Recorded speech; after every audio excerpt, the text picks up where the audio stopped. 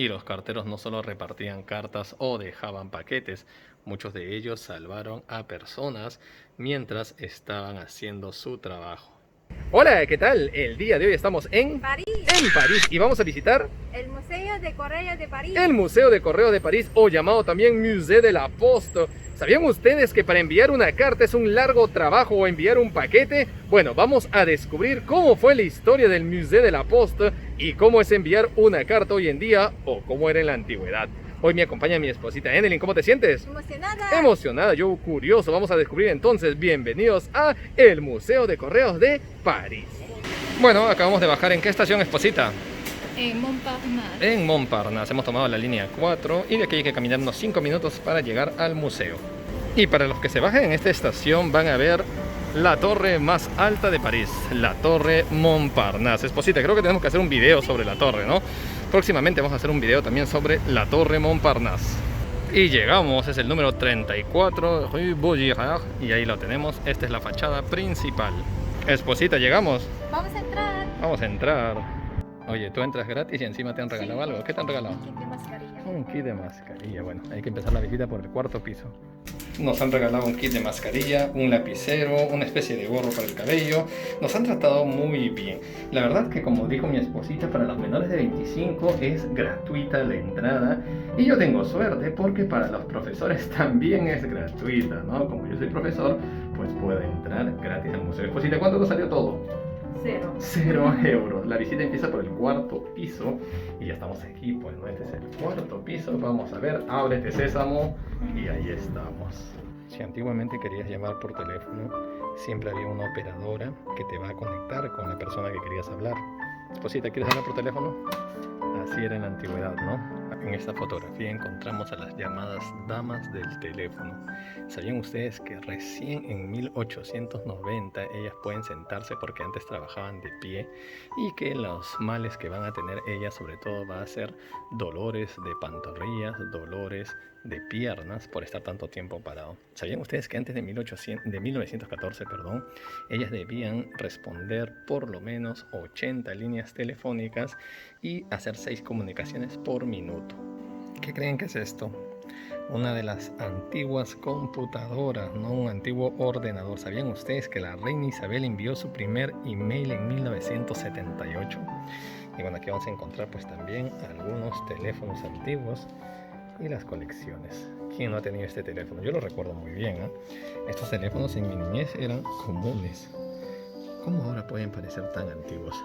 De estos sí no los conocí. Los vi en las películas, en algunas telenovelas. Pero me gustaría tener uno así. O este. Y para los que sepan, esto de aquí es un antiguo telégrafo. ¿Lo habrán conocido? No lo creo. Pero sí saben de qué se trata. Una carta de Saint-Exupéry, el autor del Principito a su madre en 1926. Y aquí vamos a ver pues antiguas cartas. Miren esta. Cartas sorprendentes. Servicio en retraso. Y entonces estas cartas. Y para que no crean que el museo solamente trata de cartas, vamos a ver también que la comunicación va a ser vía aérea, ¿no? Aquí vamos a encontrar muchas imágenes e incluso un buzón aéreo. El correo aéreo postal. Miren hasta dónde llegaba, hasta Sudamérica, Perú, Bolivia, Chile, Argentina, y partía por partes de África hasta Europa. Miren los precios de la antigüedad. ¿Quieres enviar una carta a Brasil, Uruguay, Argentina, Paraguay, Chile, Bolivia o Perú? 8 francos 50 por 5 gramos. Oferta 17 francos por 50 gramos. Vaya que era pues algo caro, y como hoy en día con un simple email o un WhatsApp la comunicación ha sido establecida. Y aquí tenemos los antiguos medios de transporte. Miren este antiguo tren.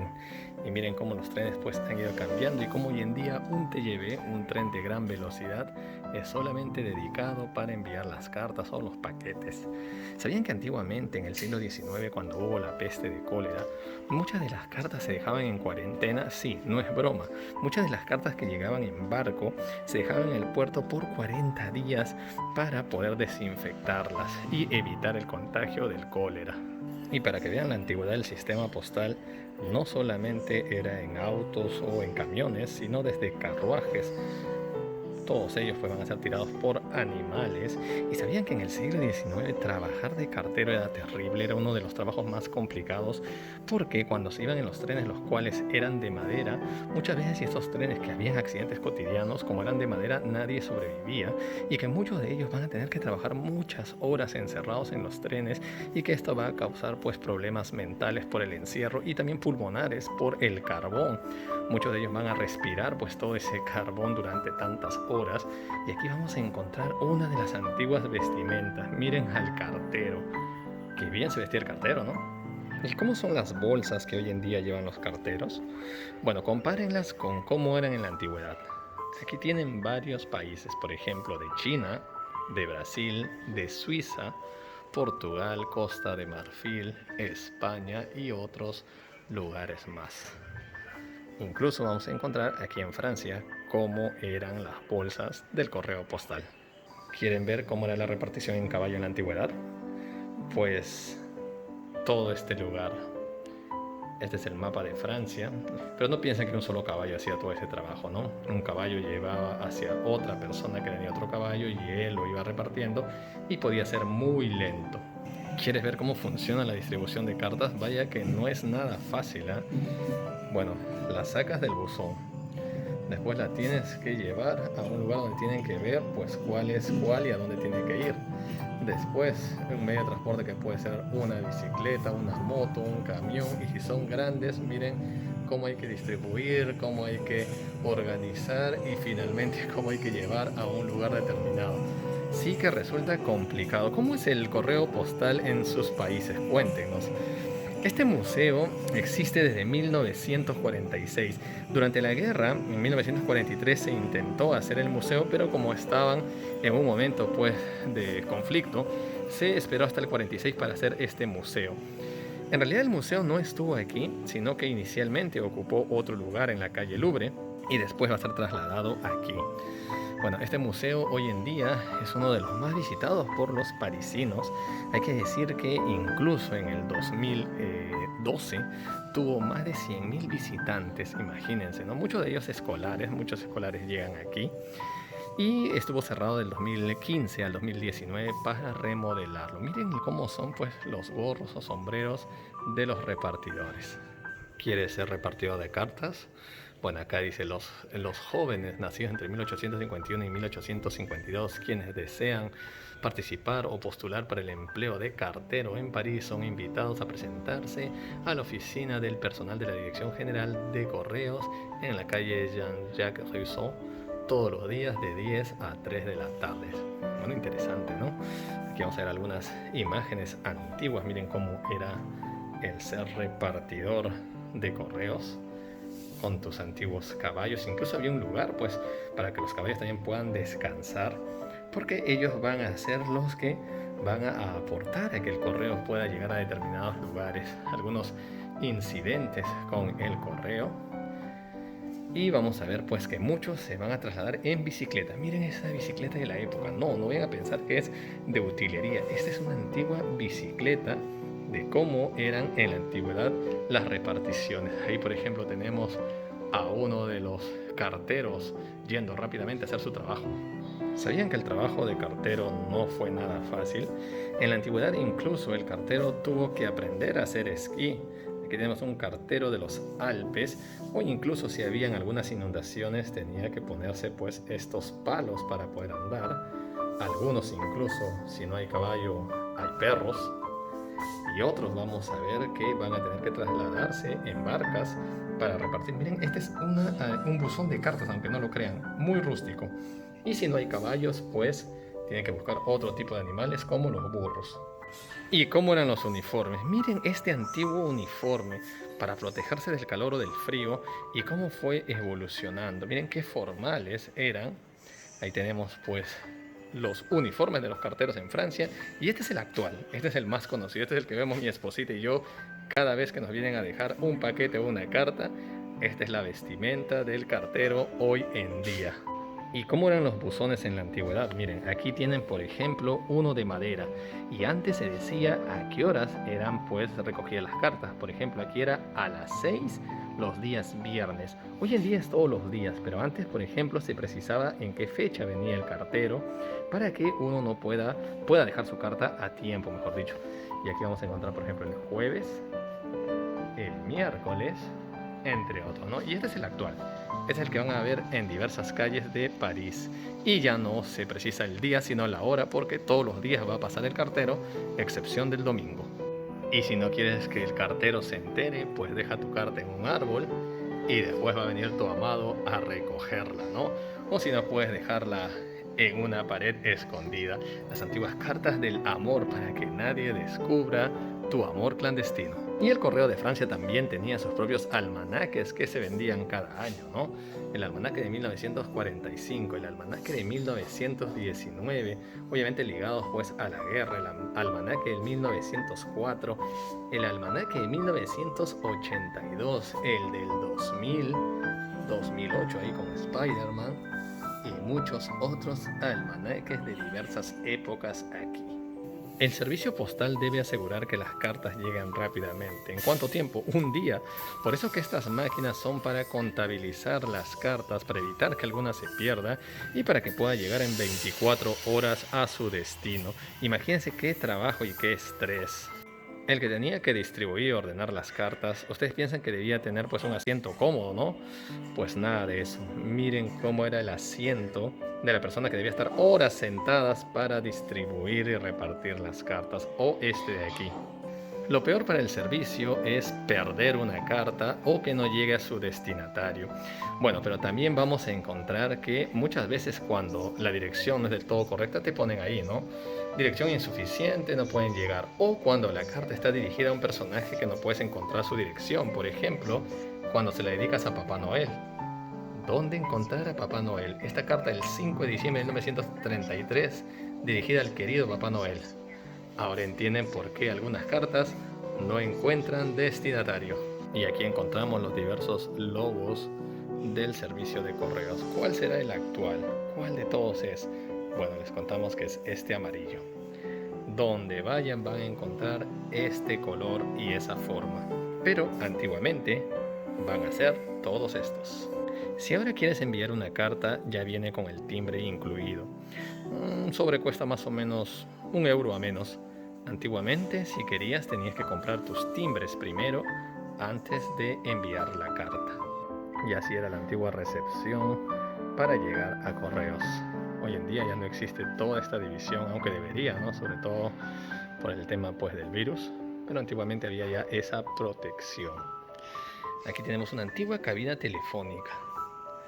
Pues así era la antigua cabina telefónica, con algo de información por aquí, y simplemente tomabas el teléfono para poder hablar. Aquí tenemos una cabina, podía utilizar por cualquiera. Por ejemplo, mi esposita va a entrar ahí. ¿Qué vas a hacer? A llamar a mi esposito. A ver, vas a llamar a tu esposito. Pero ¿sabes utilizar ese teléfono? Es muy antiguo. Creo que sí, a ver. Exacto, se metía el dedo, se volvía y así se iba marcando, ¿no? ¿Te parece difícil? Sí, no mucho. Bueno, ese era el antiguo teléfono, ¿no? Hoy en día todos saben utilizar una tarjeta de crédito, pero antiguamente pues ese sistema digitalizado no estaba.